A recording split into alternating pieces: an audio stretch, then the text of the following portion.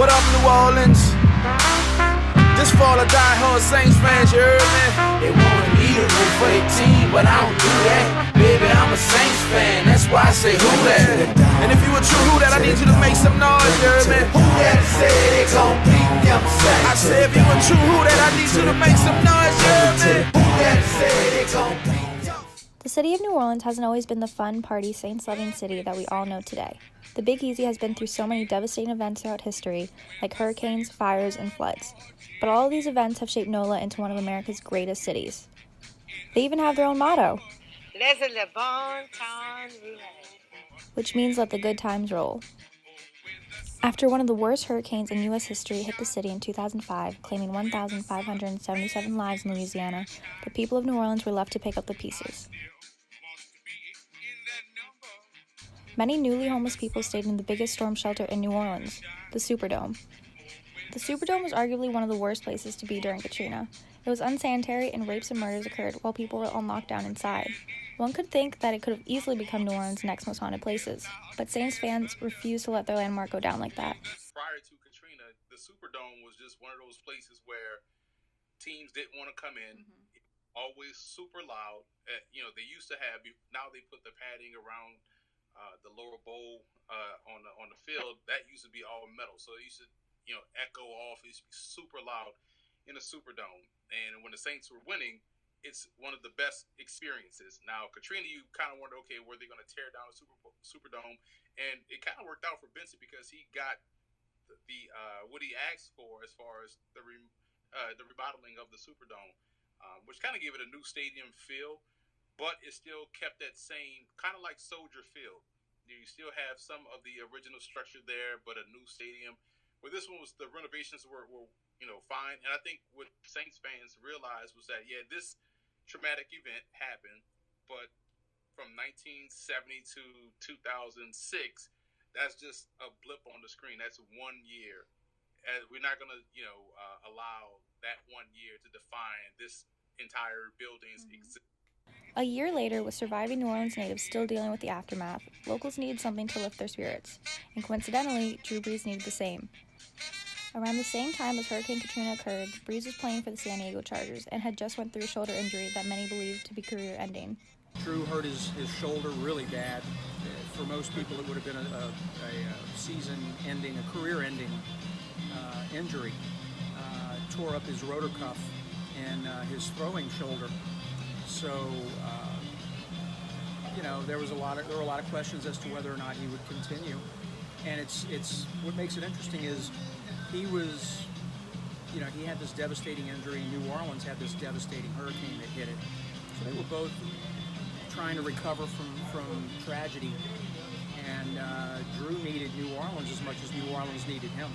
In 2006, after a losing season of 3-13, Saints coach Sean Payton decided to take a chance on Drew and signed him in 2006. They took a chance on him. Sean Payton, the head coach of the Saints, used to be a quarterback in the NFL. And he had also been an assistant coach with a couple of teams in the past. So he has a good eye for quarterbacks. And he saw something that he liked, took a chance, and the rest is history. Both Drew Brees and the city of New Orleans were broken, but together they collide. It's time it's pizza. Amazing.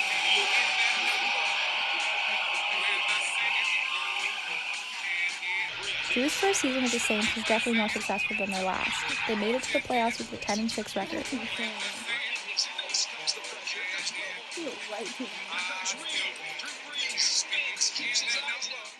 You didn't know what to expect from the Saints. The city was just happy to have a team in place.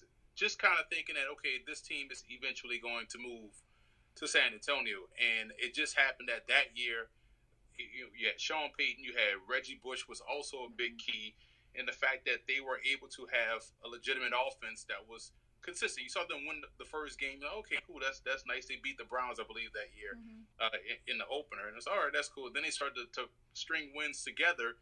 And then everyone just started to be a little bit more positive about the team in the midst of all the chaos that's around.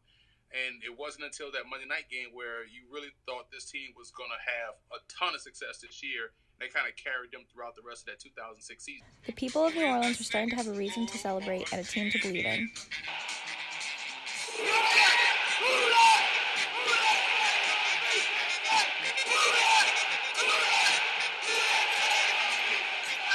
But Drew wasn't just putting work in on the field. He was also helping the city in other ways.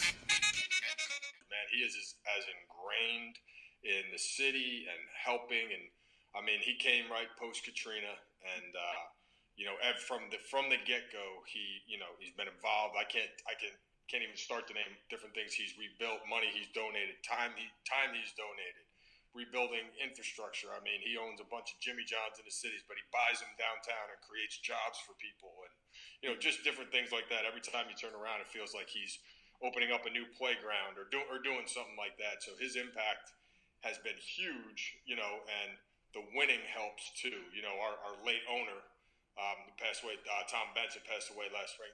There's a quote up in our facility, and it's from him, and he says, the best thing the Saints can do for the city of New Orleans is win, because when the Saints win, people hold their heads higher, the city rejoices, and there's just more excitement in the city. Everything is just more vibrant when the Saints win, and Drew's helped do that, and kind of bring the city back up after Katrina. Because of all the love that Drew has for the city and the people of New Orleans, locals don't just consider him a New Orleans saint, but a true saint and a role model. Drew is an inspiration. He had every obstacle thrown at him, said he was too short, he was never going to succeed as a quarterback. And then he got really hurt. And he shows you that if you want something bad enough and you're ready to work for it, and you give it everything you got, you can accomplish any dream. Drew Brees is that guy. Drew Brees is an inspiration in my life because he's not just a New Orleans saint. He's a saint in real life. They love him. They love him he could run for mayor, he'd win in a landslide. He could run for governor of Louisiana, he'd win in a landslide. That's how much he's loved. He's an inspiration, he's a class act. All we have Drew Brees, we'll be fine. That's what Drew Brees means to the Saints, to New Orleans, and to Louisiana.